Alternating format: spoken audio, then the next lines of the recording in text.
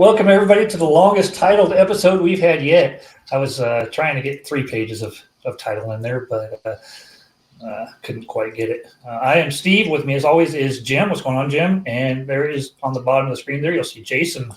That is my son, Jason. And today we're going to be talking Warhammer, so it's going to be something a little different for us. Whatever else we get into as well, but we'll get into that more. But what you been up to, Jim? Not a whole lot. That was that might be the hardest I've laughed in your intro yet. I enjoyed the soldiers, followed by just rounding people hitting stuff with hammers. That's right. Great. I mean, good it's stuff. To the point, right? Yeah, that was fantastic. Not a whole lot. I mean, when we get to best of the week and stuff like that, I guess I can figure something out. But we haven't done a show since Christmas, right? So good holidays and all that. What's that? We haven't done a show. We haven't done a show since Christmas. Yeah. Or was it even the week before that? Yeah, it's been a while. You guys had a Christmas and all that? Oh, we were sick all of December. That's why we didn't do a show. Yeah. So we had the flu go through my house. I want to say it was like the 6th or the 7th of December, and it wasn't until the 24th that my wife was feeling better, after it went through each one of us. It was rough. It was not fun, but we're all good now. I think we're on the right side of well. So, yeah, good. Yeah, we had a good Christmas. We were at my parents', a bunch of us there. I think there was 10 of us, so it was pretty crowded in their place, but it was fun. Good food, good time, all that. So, Jay, you guys have a good Christmas? Yeah, it wasn't too bad. Did the family thing up here. Kind of did 1.5 Christmases, I guess, because a couple houses to visit, and that fun part of it. But it was a good time. Nice week off, anyways. So, did you guys go up to Kate's parents for? Yeah, we did it up there, and they do like a potluck thing, so everybody brings something, and there's 12, 13 people and 9 dogs, and it's just chaos. But it's a good time though. Yeah, we have my wife has one sister that comes up to her parents' house, and they have one dog. I bring that dog over to our house because they're just crazy together, but they're really good together. They just want to have a lot of fun. And my dog's 2, so he's still very hyper, and they're fun. Dogs make everything better. This is true. They do. Yeah. So for Christmas, Jay got me Audible credits, 3 of them. So I've already got a couple books out of that. Which audiobooks, as we've been talking about, is, for me anyway, is so much easier. I mean, not that we were talking today about stuff, and Jim has mentioned the main characters of stories that I'm listening to, and I'm like, I haven't even heard of that guy, and he's like, that he's been in it since the beginning, like one of the main characters. I just don't know. Yeah, I don't know how you've missed John as the main character in the book you're. So there you go. See, when you typed it out, though, I felt like you were saying Gene. So that's why. That's how you spell John. I guess I should have a pronunciation key. I think it's the French pronunciation. So I do recollect him being in the story, but we'll talk about that a little bit more. So So today, what we're going to get into, a while back, we were talking with some people about doing some painting, some figures, and that sort of thing. And Jay's been doing Warhammer for quite a few years, probably. At least it's the start of COVID. 25. Well, no, I mean, even before. I mean, you started. Okay, well, I started when I was a kid, and then I kind of dropped off for many, many years, and then COVID hit. And, it was just when COVID was kind of starting to pick up. It wasn't really like any lockdowns or anything, but it was kind of getting weird. And I was like, I kind of missed that, so I'm going to try it again. And kind of dove headfirst into it and haven't stopped since. Nice. Where did you do you have friends that do that?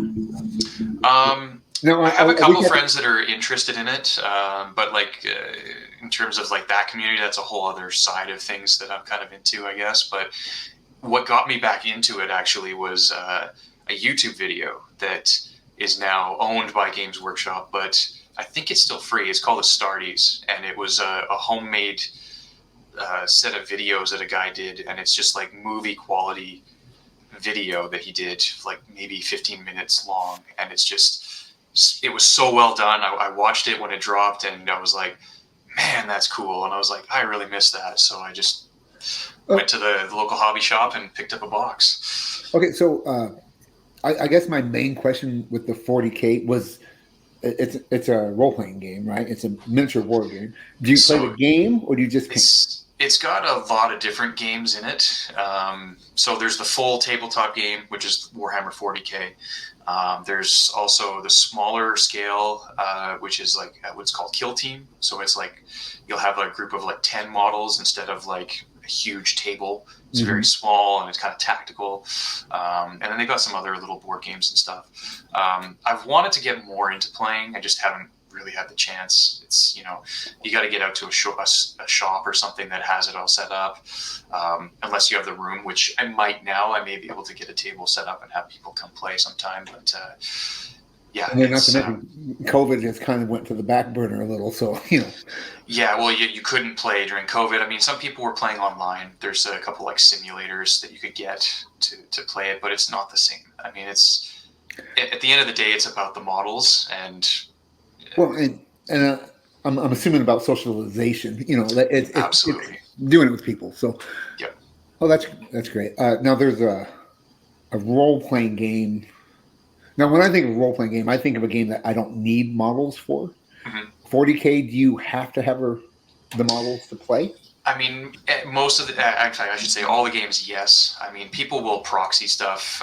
If you've got a friend who's getting into it and you want to try his Kill Team, you can use anything, honestly, like that could represent those models and things like that. If you just want like this giant cannon I have right on my desk. Sure, exactly. It could be anything like that. Like, okay, nice. I mean, people use like paint pots, whatever, right? Just to proxy something to try it out. Hey, this is cool. Then maybe they'll get a couple models and jump into it.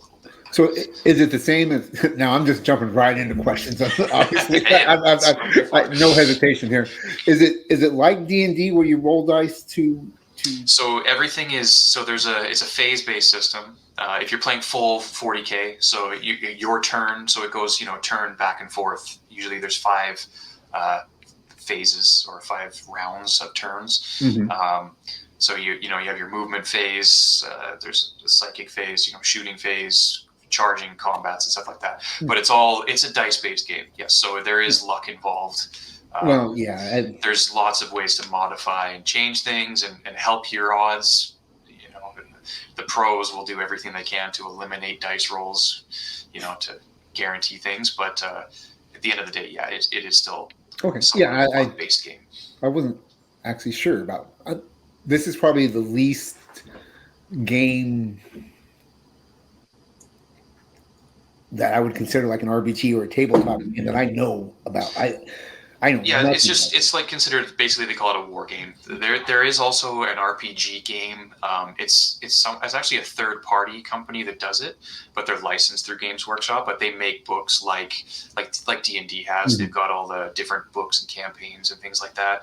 So you could play like a D&D style game but in the Warhammer universe, basically. So you would have your one guy and level him up and stuff like that. So Jim collects quite a few of the RPG books, just the rule books and stuff. Well, I see a couple in the background. We say a lot, but I don't collect a ton. Like I'm a huge Star Wars fan, and mostly because of the role playing game. Okay. That's of course I watched the movies growing up, and I'm 1 month older than Steve, so he's 49 already. Yeah. Gosh. Yeah. So it's a major part of my life. It was pretty much my childhood. But I was never big into the movies until I played. Then I got the role playing games, and then I read the books outside of the movies, and then I was just like, okay, I love this. And then I got on Twitter, and now I hate it. But anyway, that's kind of how life works. They have 2 tabletop game systems. Well, they have a few actually, but their system is pretty good, and their models are the Star Wars. Yeah. Oh yeah, Fantasy Flight has it now. Yep.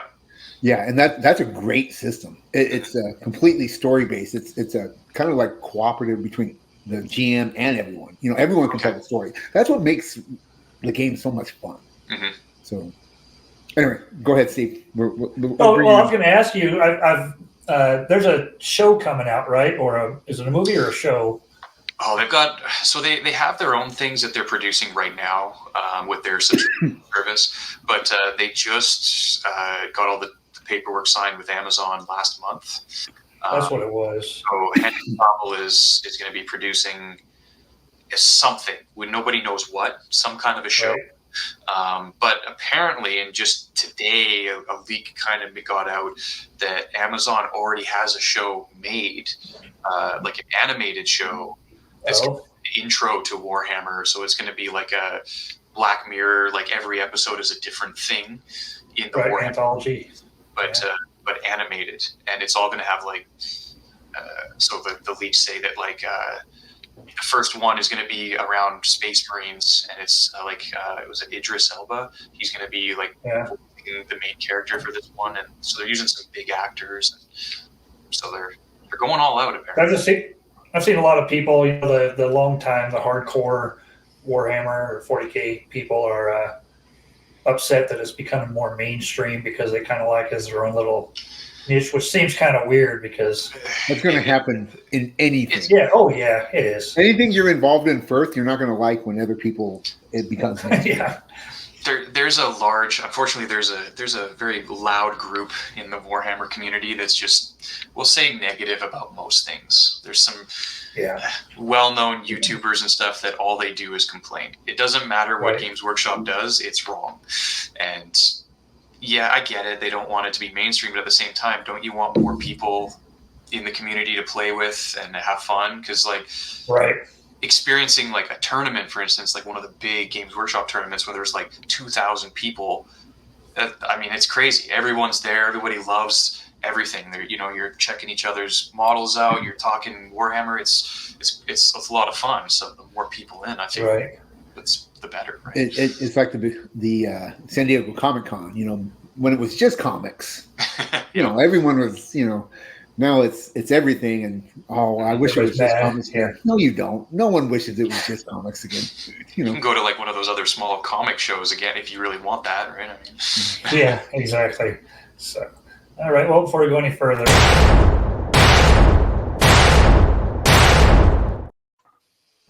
all right, Jim. Best of the week. This is like the last one, so I pretty much, I'm sure you got a few things. I didn't understand the word you just said, but okay. I know it's been like a month, so you should have quite a few things. Yeah, not a whole lot. Let's see. I finished a few books over this last couple of weeks. I read in Kindred by Octavia Butler. It's also a show on Hulu. Historical fiction. It was okay. Not my normal kind of read.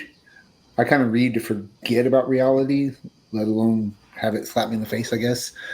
So it was good. Me and my wife watched the first episode of the Hulu show, and it was completely different than the book. So we were kind of blown away by that. But it's time travel, right? Yeah, there's it's a black woman time travels back into the slavery period. Her mother. Or I don't know. You want the TV version or the book version? No, I mean we got the basics. I mean, yeah.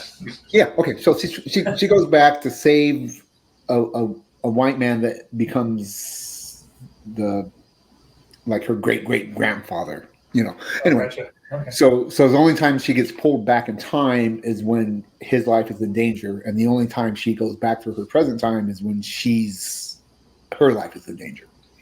So it's actually a really interesting concept, like I said, and I told my wife, and my wife read it too. It's a very heavy topic, but it was a very light read, which I found very surprising, and it was odd. Nice. But anyway, that's not the best of my week. I finished. I finished the second book in the Gentleman Bastard series today. Yeah.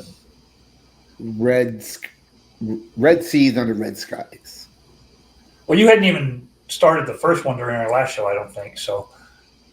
Okay, so I finished two books. Yeah. the Lies of Locke Lamora and Red Seas Under Red Skies. I always say, I want to say Red Sky or Red Sea, Red Skies Under Red Sea. I say it backwards all the time. The Lies of Locke Lamora is probably in the top 3 books I've ever read.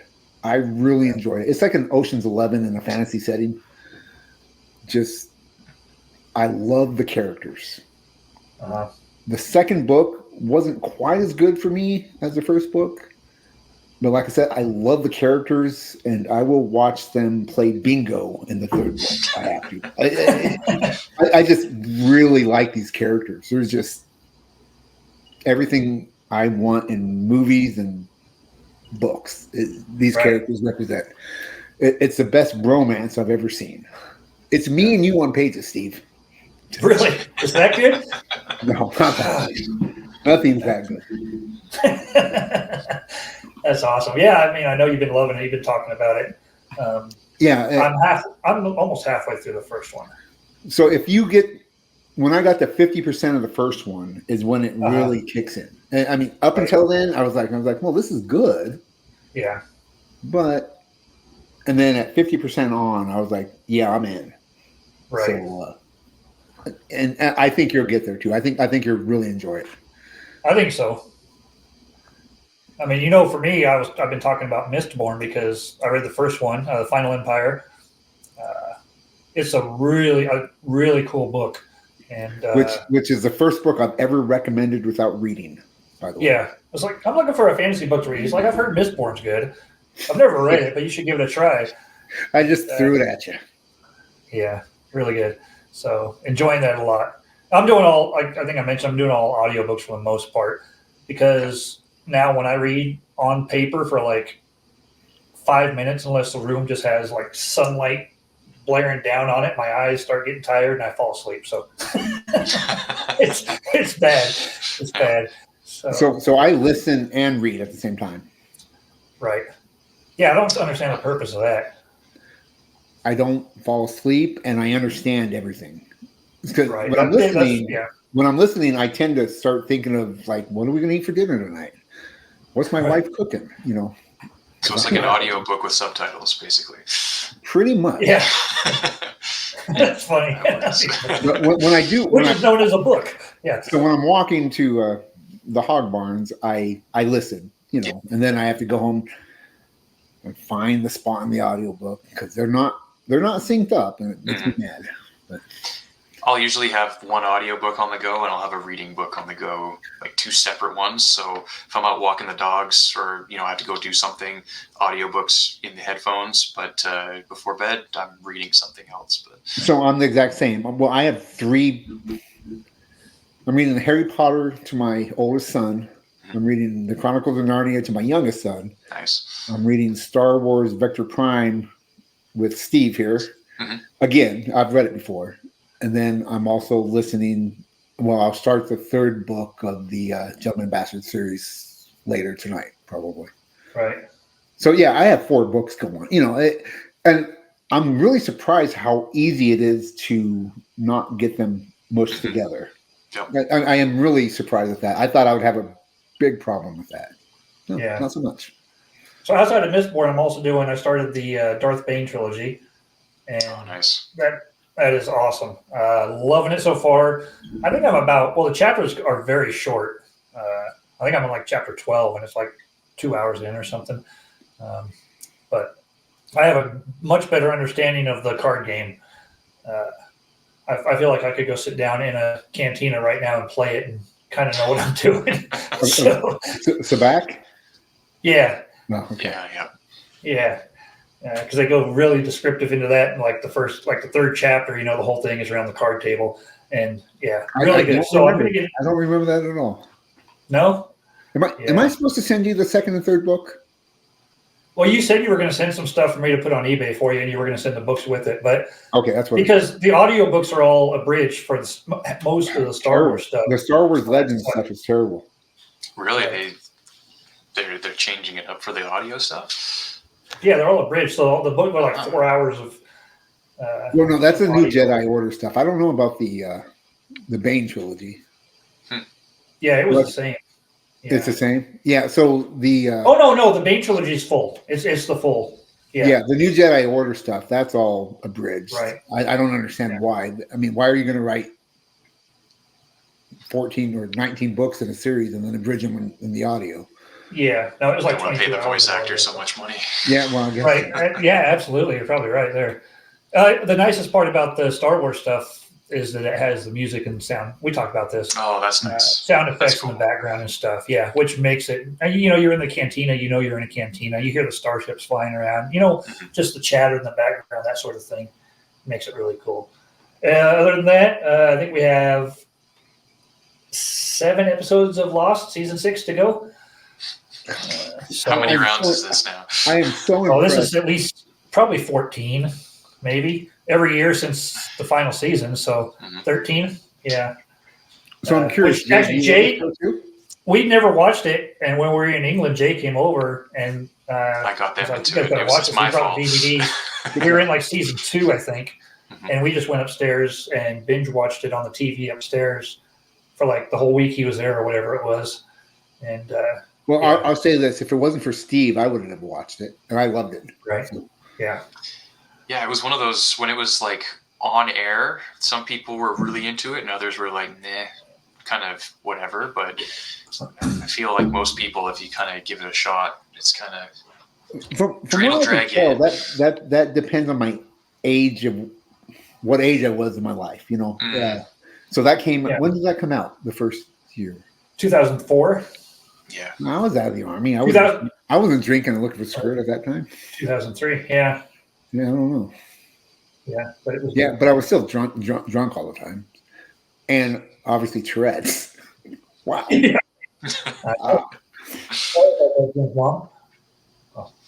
Yeah.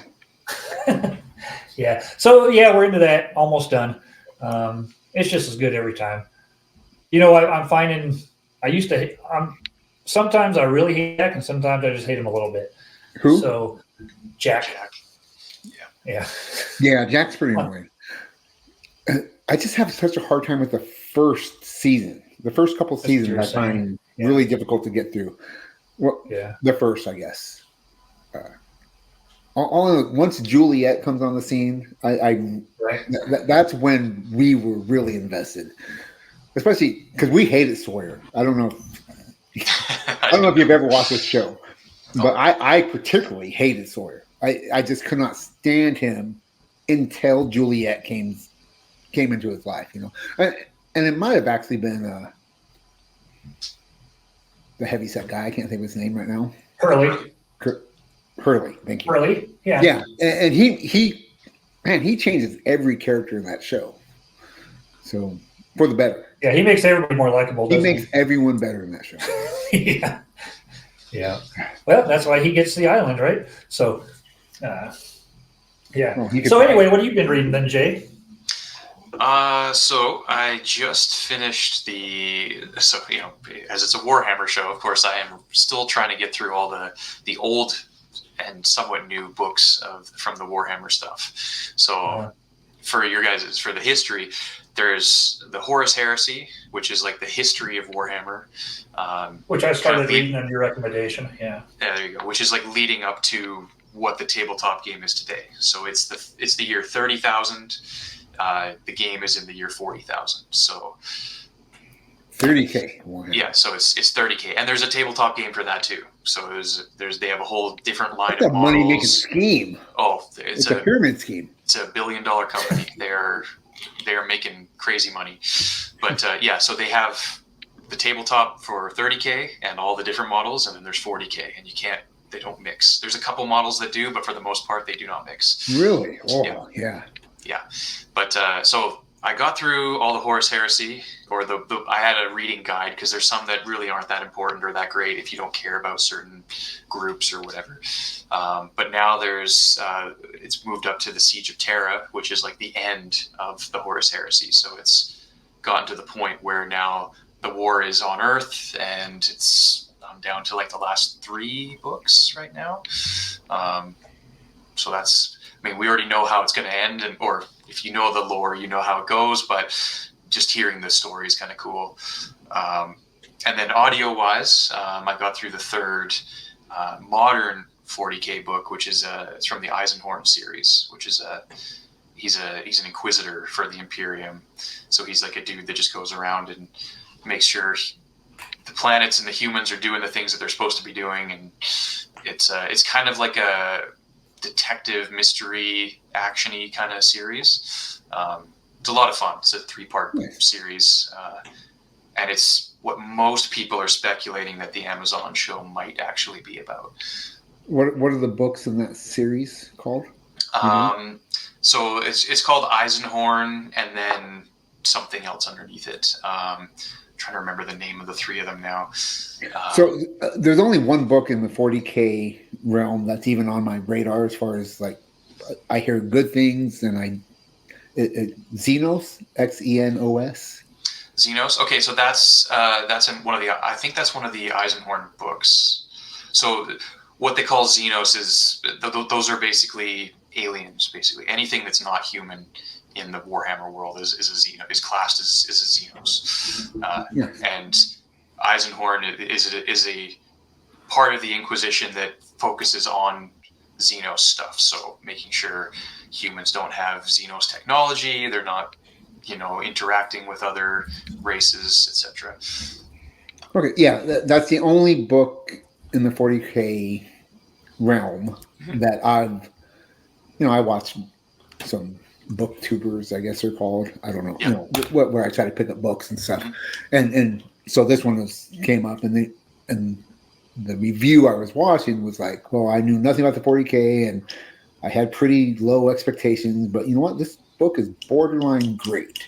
So I now that I've listened to or gone through the Eisenhorn books, because people had mentioned them to me before, and I was kind of like, I don't know, because it's following a human. He's just a normal human. He's not a space marine. He's not anything special other than he's an inquisitor. So he's got some power, basically. But it's a great introduction for anybody that doesn't really understand the 40K universe, because you're taking it from the perspective of a human. You now understand how insanely powerful a space marine is, because they're genetically enhanced monster made for war, basically. Like they're 7 foot tall monster beast thing. It's a really good introduction, and it's just a fun story at the same time. Nice. All I can think of right now is Eisenhorn is Finkel. Finkel is Eisenhorn. I just keep thinking Eisenhorn is one of the 2 towers of Lord of the Rings. I mean, the name didn't sell me for sure. That's probably one of the reasons why I was kind of like, maybe one day I'll try it out. But I'm glad I did. And they're quite old now. So like I know the audiobooks are like dirt cheap. I didn't even have to use any credits for it. It was like they're like $2 or something like that, not even. So they were pretty cheap to just get outright. Nice. So think of the 40K books, you automatically go to Blizzard and WoW for me. Yep. And I was like, man, they draw similarities. I'm not sure how good those books will be. Oh, they're great. Oh, the WoW books are awesome. The WoW books are good. I've recommended them to you like 100 times. No. Really?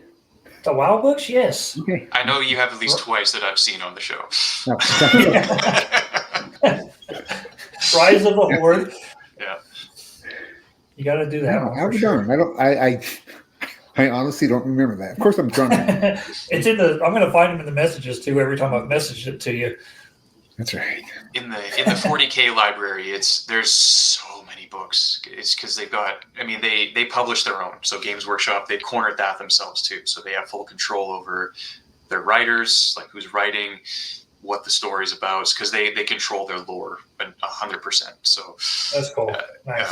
So everything is produced from the Black Library, which is what their production company is. Star Wars did too before 2015, and they really screwed it up though. They let it run wild. They did. Yeah, I they read were most of the crazy. EU books, and they were good, but yeah, it was going on. Some of them were great. Don't get me wrong. Some of them were great, but some of them were really bad too. Yeah. So. Bad enough to where they had to say, okay, these are not canon. Everything you thought. But unfortunately, they said things that weren't canon that should have been canon, in my opinion. The first canon book was pretty terrible. It stopped me from reading any more canon books. Really? Yeah, you like the non-canon stuff, huh? Yeah, I much prefer the non-canon stuff. Yeah. Was it the Heir to the Empire series? Well, that's what got the Thrawn well, trilogy. that and the role playing Those are game is what got me phenomenal. into Star Wars.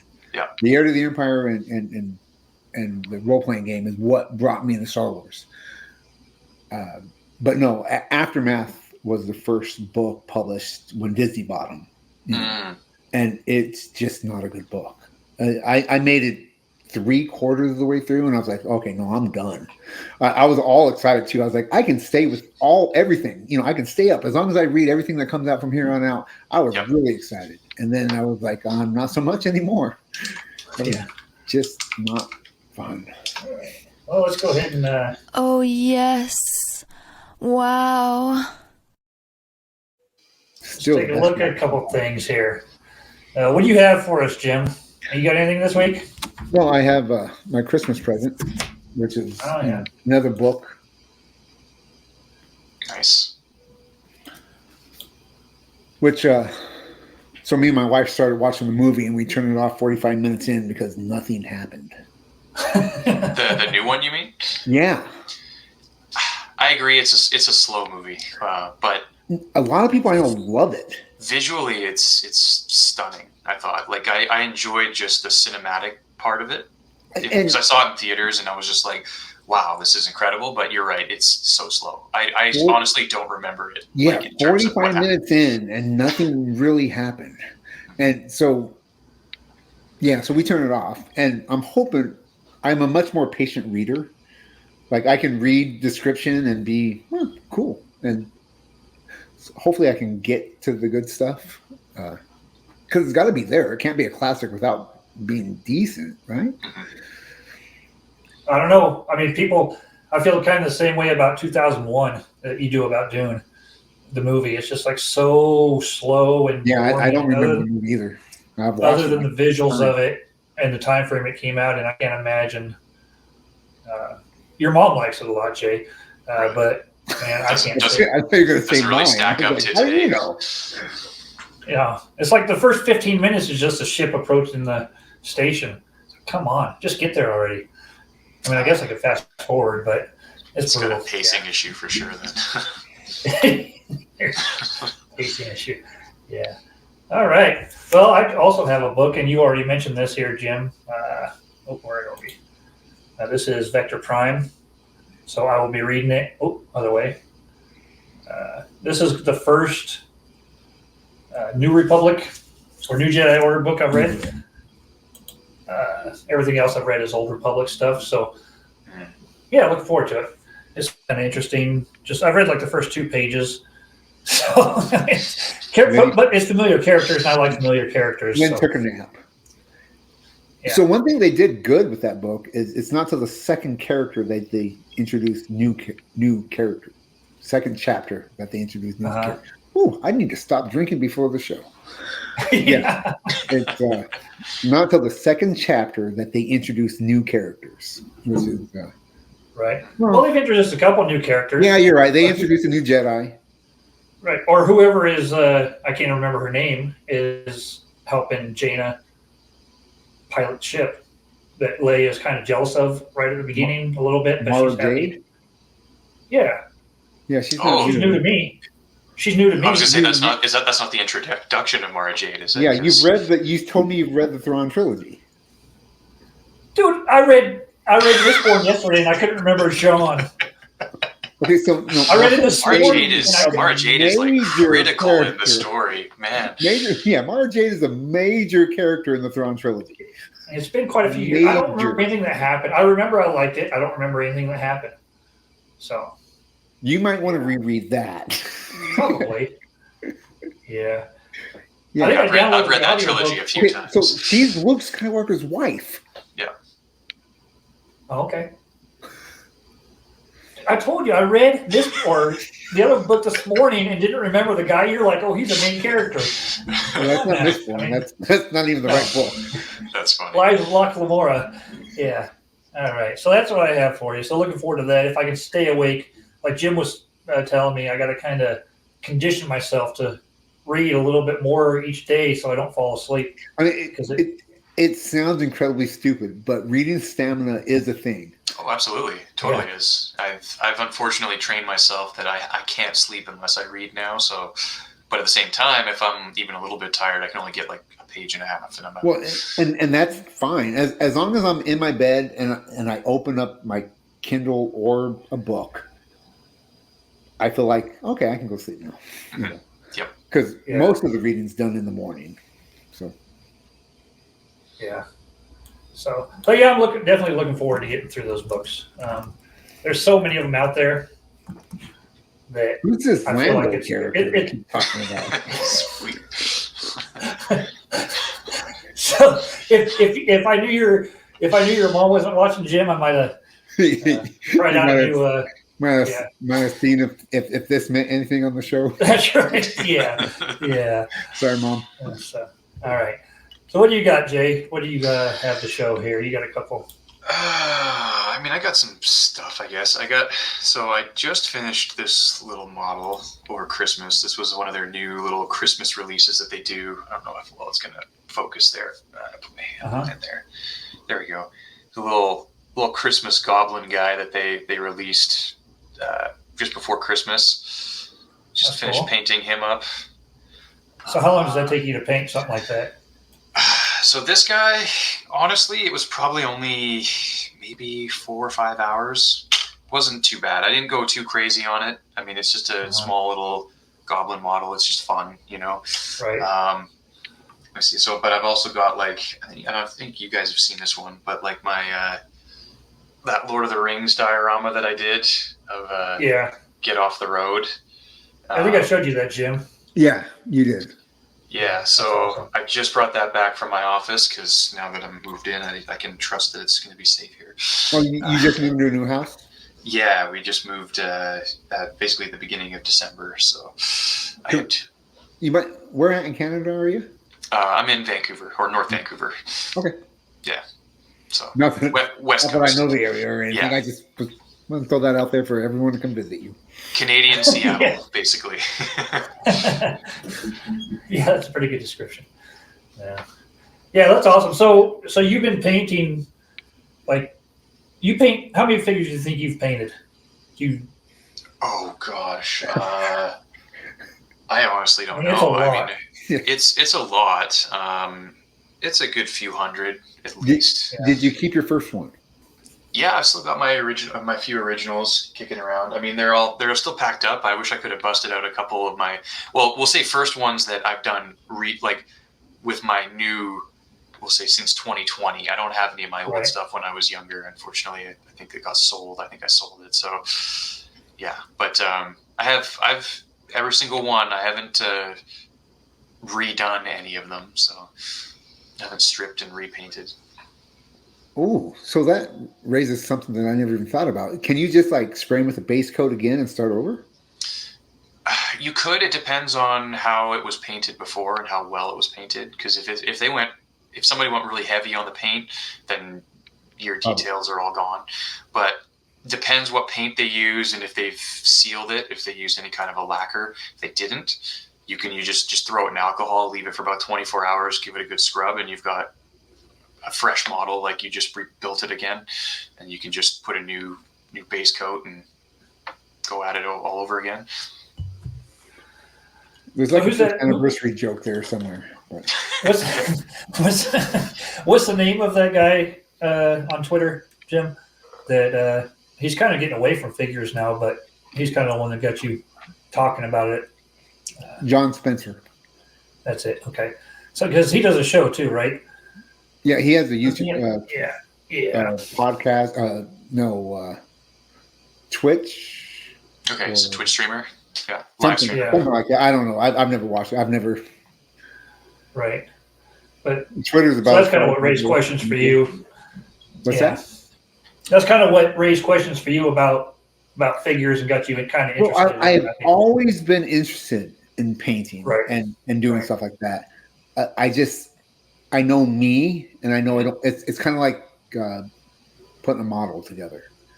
I don't have the patience for it. You know, if I could just do one thing a day, like just paint this orange little scarf on the sky, but I can't.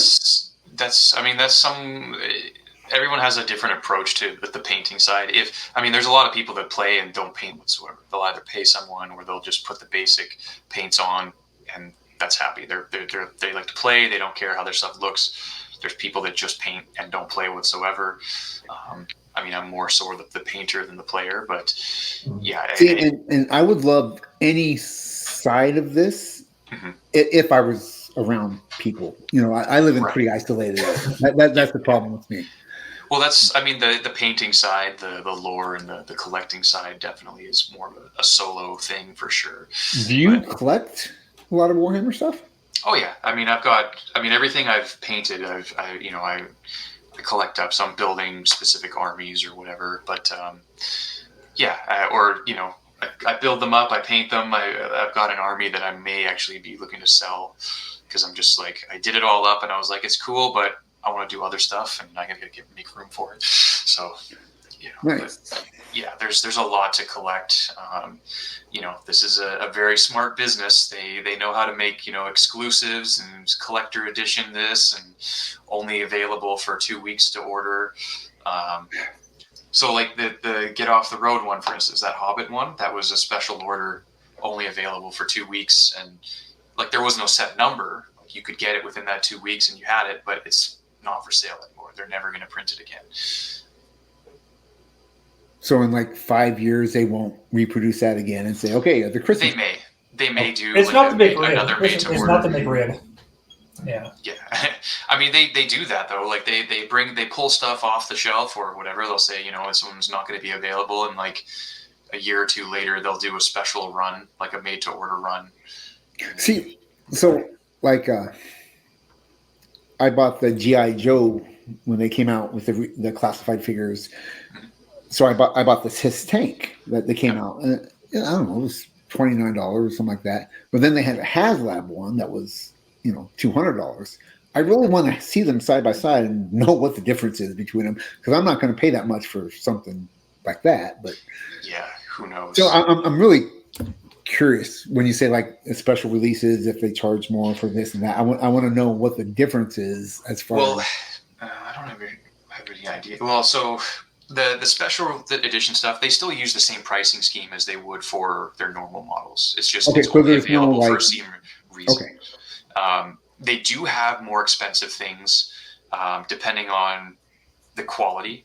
So a normal plastic kit model, it ranges in price depending on its detail and if it's a special model or if it's just a normal box of troops. But then they go up to the high, like the resin stuff, the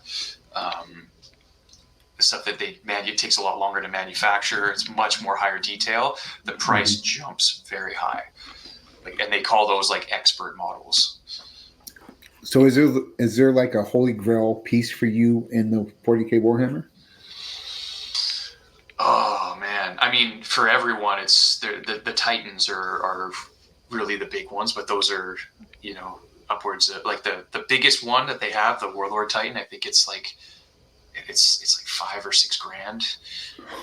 Yeah, but the thing is like this big. It's literally, but it's the same scale. It's just a giant robot. Does Sideshow like make figures and stuff like that? Joy Toy. They do, but they're larger. So Joy Toy makes like the large action figures. There's a couple McFarlane has them. McFarlane has? Oh, McFarlane does it. And there's a company out of New Zealand. 6-inch, whatever. Yeah, there's a statue company out of New Zealand. I can't remember the name of them. They do like really high end, like collectible statues. Rita? Yeah, that's them. They just got the license with them, and they showed off the first one that's coming out. It's insanely expensive, but it's amazing looking. They're the ones that did all the Lord of the Rings stuff. They did some pretty awesome stuff for Lord of the Rings. Oh, that's awesome. Yeah, they licensed it well. This company knows what they're doing. Obviously, they're a $1 billion company. They know how to keep their people interested. So, somebody was looking to start painting figures. What materials would you recommend? Going back to the basics, not just the Holy Grails. Come on, Steve. No. I mean, the starting off is probably the most daunting thing. And honestly, YouTube was my biggest savior. I think nowadays there's so many amazing painters and like pro and commission painters that have tutorials. Warhammer have their own. Andy, Yeah, my dog just Andy ran just by. Yeah, I said Terrier. Yep. Oh, the good-looking dog. But there's so many good tutorials out there and like ideas and things. Really, it's just start small. I would say, like if you're curious about it, you don't need to get like a whole army box and spend insane amounts of money. Like you can get. They even have intro boxes. Again, Warhammer is very good at introducing people to plastic crack. So they get you. There's a box that has like 2 Space Marines and a whole set of paints and a brush. So you got the starter in a box basically. right. And yeah, just try it out, and then it grows very fast. How long have you been? But would you recommend like? Sorry, I was gonna say, would you recommend like putting money out on better paint or better brushes right away, or go ahead and hold off until you? You don't need amazing brushes right away. Yeah. The really high end brushes, I found they're more like the ones that you got me last year for Christmas. These guys, like the nice artist opus brushes. Until you've really kind of got what you like to do down, you're not going to benefit much from an amazing brush. You can get a really decent cheap set from Amazon for like $25, and it's got So all it's like different going out and sizes. spending. It's like going out and spending $4,000 on a camera when you don't know how to take pictures. Exactly. Yeah. Exactly. Get a cheap point and shoot, practice, have some fun, even with your phone. Gotcha.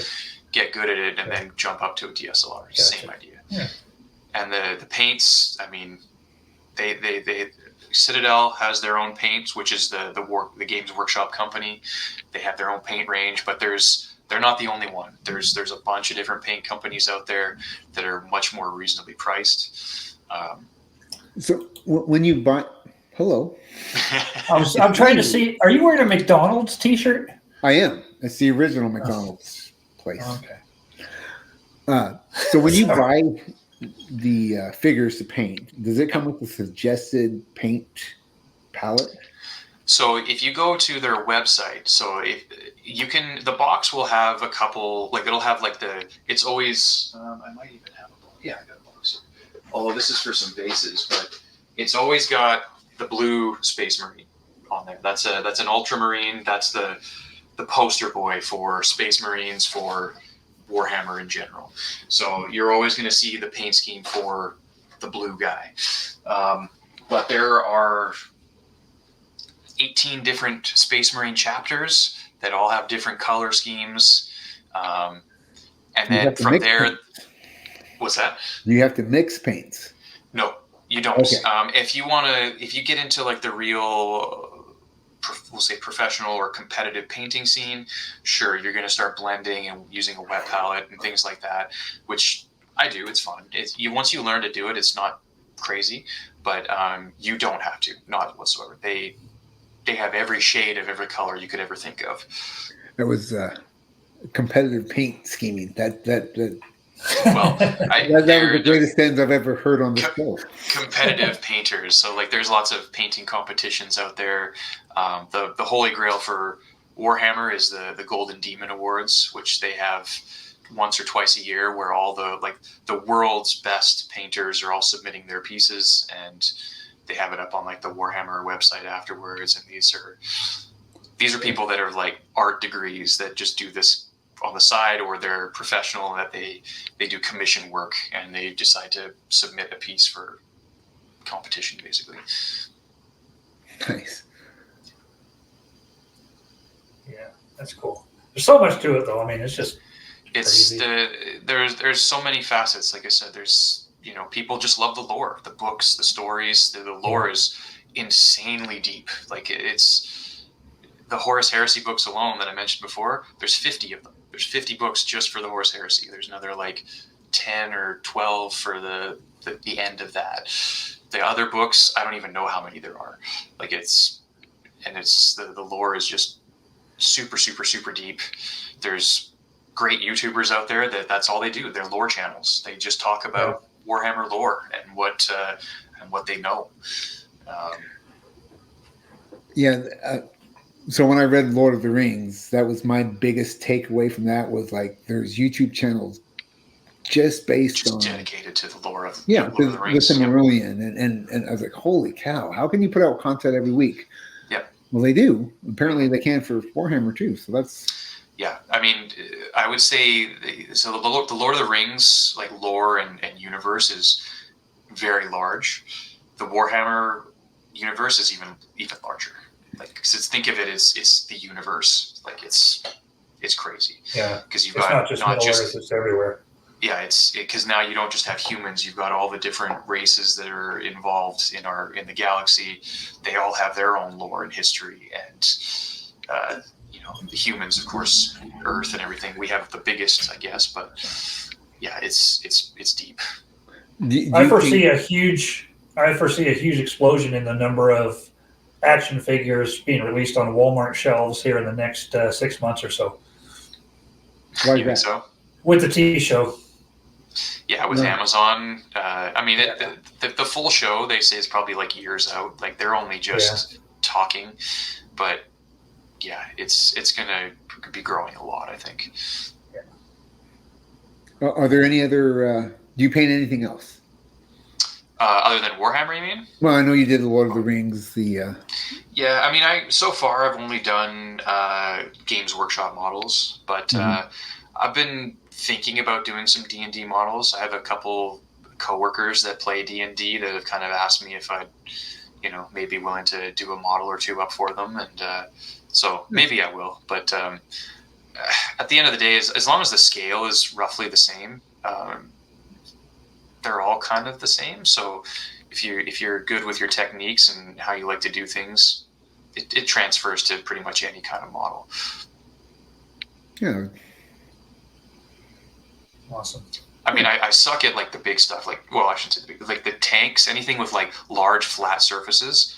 I'm awful with that stuff. And most of those people have like, airbrushes and things to kind of smooth everything out. That's not me. I like the little tiny bits. I don't even like putting decals on stuff. It drives me crazy. Yeah. There's tricks for that. There's some really nice products out there for doing decals now. Oh. Okay, I don't know how much money I want to put into this stuff. Well, that's just in a decal. Yeah. Yeah. Man, I would really like to paint a figure and just see how it goes.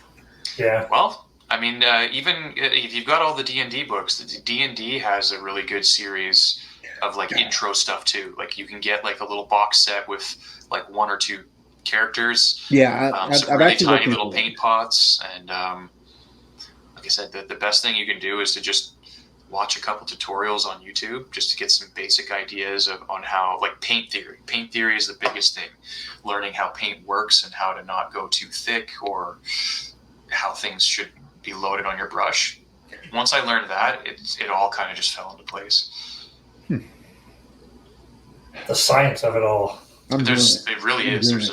I'm going to learn how to watch paint dry. There you go. Nice. I'm going to do it. Yeah, I am. Are you going to do one? See some pretty horrific paintings on Twitter one day, Steve.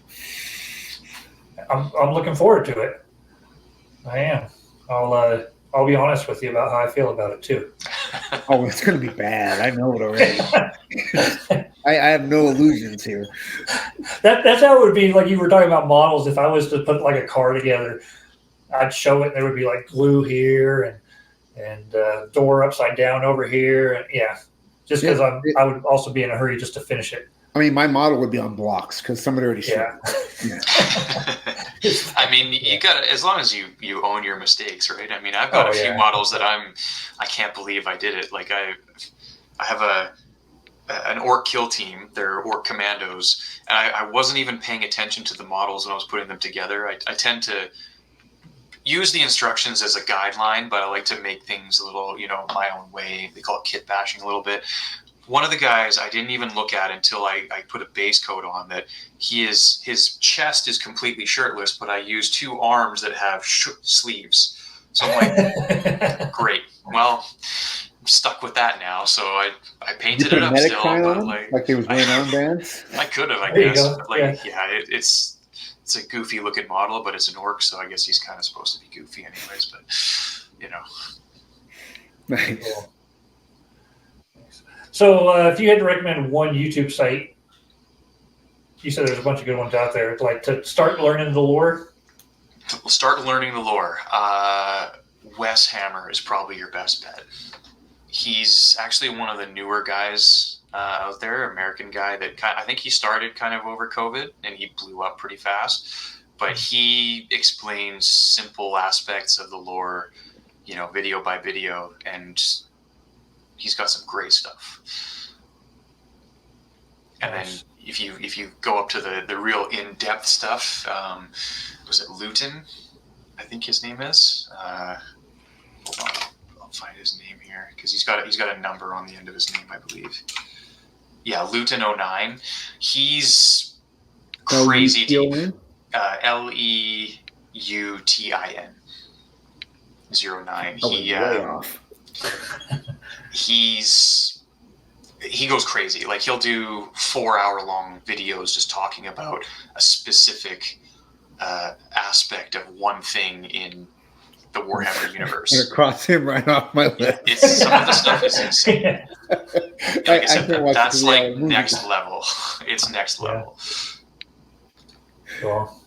And no slam against him. I know. I don't even know how he can talk that long, honestly, or like to put a script together for that long to talk about a specific subject. Like he's got a series on like the worst jobs in the Warhammer universe. That's how deep in the lore he is. Like me and Steve do a top 10 list that we put 7 minutes total involved in. Yeah, we put a lot of prep in. It's obvious. Yeah. So nice. Yeah, that was good. Do you feel like you know anything else, anything more, Jim, than you knew before? Oh, well, Xenos. Read that. There you go. What's the first book you would recommend? Do you know the actual title of the book? Horus Heresy. Well, that's a series. That's not 40K though. No. So it's a 3-part series of Eisenhorn. I'm trying to think of the name of the first book. Hold on, let me bring it up here. I think it might actually be called Xenos, but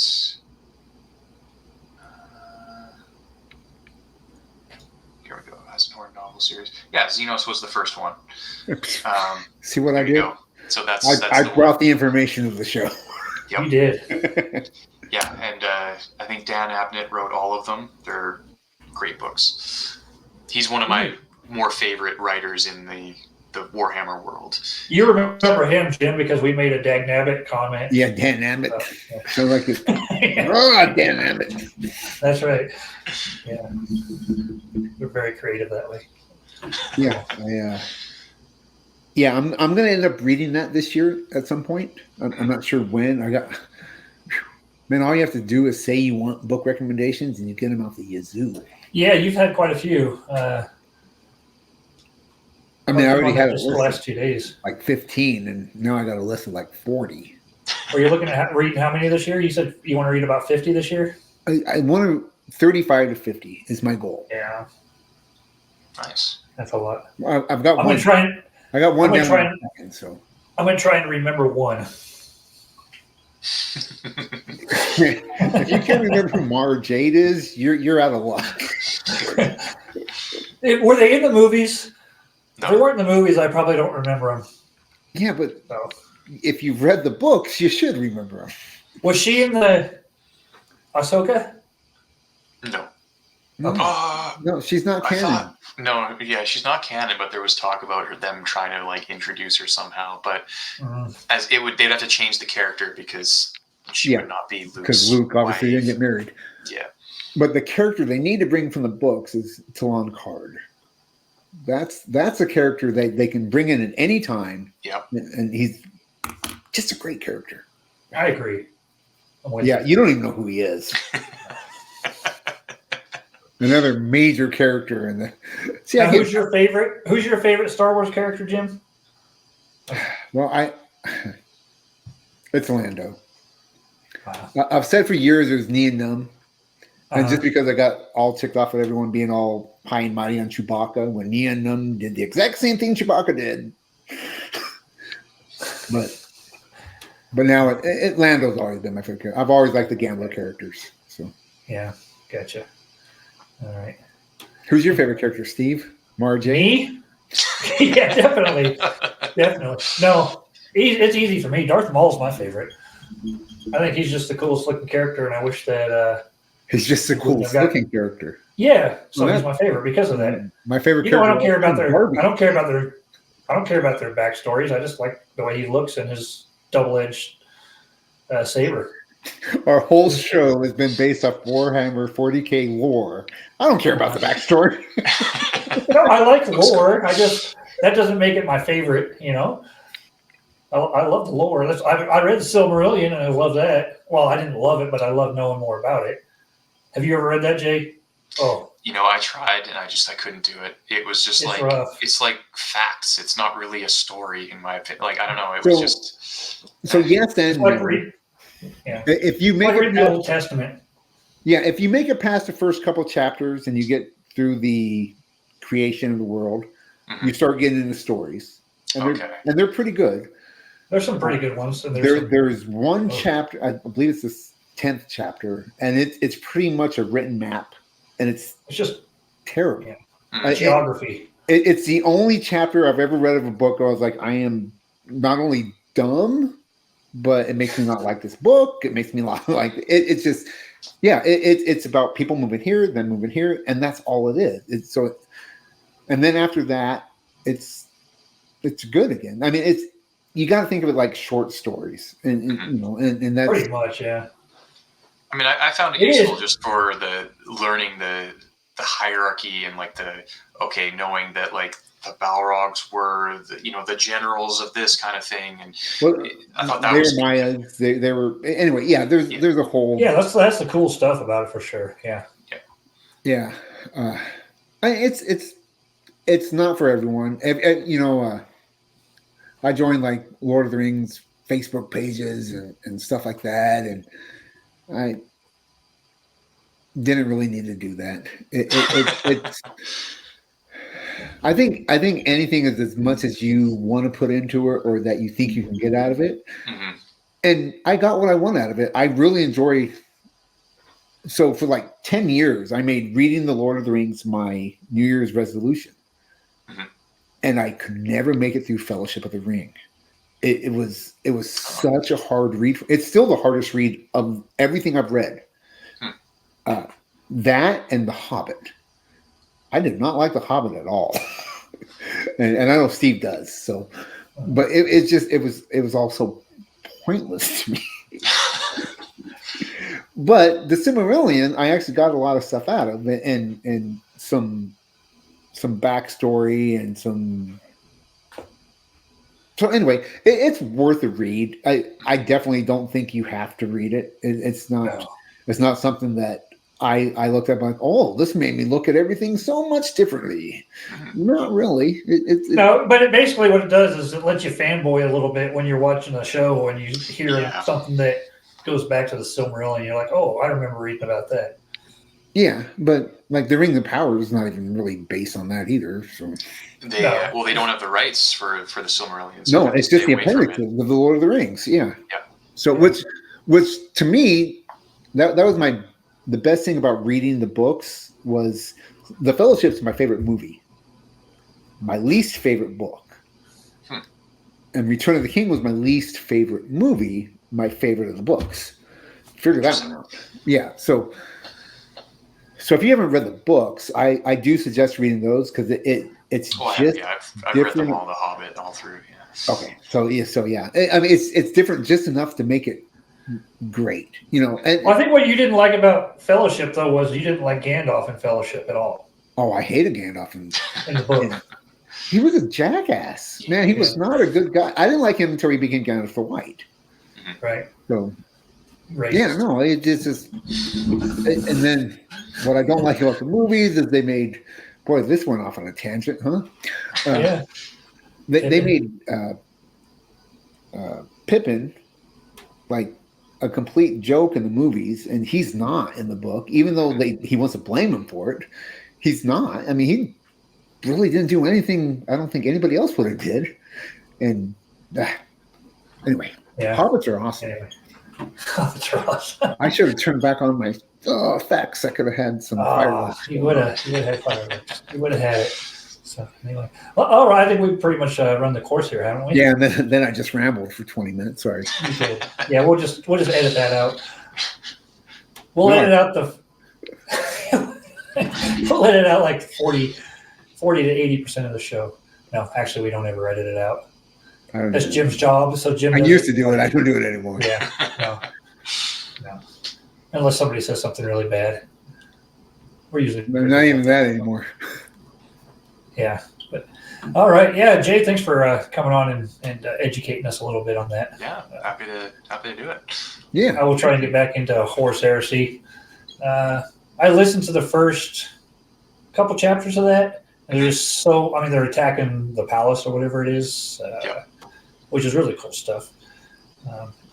And it's the description of the building and stuff like that's really cool too. So I definitely think it's something I'm going to be able to enjoy. I can't do like Jim and do more than one book at a time. I'm like, I got to finish one book or I'll never. It's like projects around the house. I'll start 20 different things and never finish any of them. So, Jay, are you on any social media out there doing anything or? I mean, I'm on Instagram kind of, but I've not really been using that too much. I've been meaning to get back up on there, but wow, trust me, I commend you for not being on stuff. That's a good thing. I just wanted to, if you had anything to throw out there, I figured I'd ask you. No, he doesn't have any shows or anything. He's not really, no. He hasn't quite hit his. I've ever met that don't have a YouTube show. So the next show, next time with you, we'll have to eat some hot wings. There you go. I'm down. Yeah. Are you a hot? I like spicy food. Yeah, I enjoy better than me for sure. Yeah. And apparently everybody's better than me, even your mom. So. I mean, I enjoy heat, but I'm not one of those people that'll go and I'm going to get that crazy wing to blow my head off. Like, I want to enjoy the flavor. Why anyone would ever do that? Yeah, there's people out there. I think they just have to show off, but. Well, yeah, they want to act tough until they're crying over a sink. Or the next day, That's right. It was really nice talking to you, Jay. Yeah, it was great to talk to you. And Jim, if you need any help, pointers or a hand, if you want to take a stab at painting something up, I'm going to do it. Happy to give you some pointers if you want. If you buy a figure that, like a beginner figure, I don't know, is there levels? I mean, I don't know outside of the Games Workshop stuff how they do it. Games Workshop is like everything is one line, and then their resin line they call like expert basically. But I'm pretty sure like D&D and a few of the others they have like some pre-assembled ones, so you don't even have to like clean up the models or build them. It's a figure that you can start painting right away. And then you move up into like even the Star Wars stuff, the Marvel. So like I have a board game, Rebellion.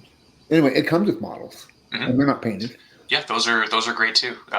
Anything works. Anything that you can essentially prime. So as long as you can get a good spray prime coat on something. That's mostly white. Use your dog. Yeah, use your dog. There you go. You know what? I'm painting those. Yeah, I'm doing it. Yeah, those are fun to do. I know some people that will get some board games that there's a certain genre or something that there's no tabletop game for, but they made a board game, so they get those models to paint up and customize. So. Yeah, no, I have a Star Wars game, and I'm trying to can't remember the name of it. Anyway, it came with models, and they're not painted. I'm doing it. There you go. Let me know how that goes. Yeah, no. This is one hobby, Jim, I will not share with you. Hey, you know what? I'm not sure. But I'm here to support you. I'm here to support you. Well, I You never know until you try it, Steve. I mean, everybody always looks at it and they're like, "Oh, he said that now. So small. I don't think I could ever paint that." But I will send him a picture of my first thing I ever painted and be like, I can do that, and then he'll be all in. I mean, he'll be second mortgage on the house. Yeah, right. It's expensive. It is very expensive when you get in deep. That's for sure. But yeah, I'm sure it's addictive. Yeah, that's right. I'll be selling all my comics soon. So for 3 years now, Steve has been telling me, "Oh, I fall asleep anytime I try to read a book or listen to a novel." Where's he at right now? Following me into novels. But still falling asleep. Yeah. Well, that's never going to change. All right. Anyway, that has been our show, Midlife Vices. Warhammer. Oh, good God, y'all, what is it good for? It just rolls off the tongue. Yeah, sounds really, well rehearsed. It really does. It's fantastic. Thanks for watching. Jay, thanks for being here. And Jim, we'll figure out something to do for next show, whenever that may be. I was talking, Jay, with Seth, and he said he might want to come on and talk some stuff too one of these times. So that would be kind of cool too. Yeah, that'd be great. Yeah, the most famous person I know in real life. All right, talk to you guys later. Have a good one. Thanks for being here. Adios.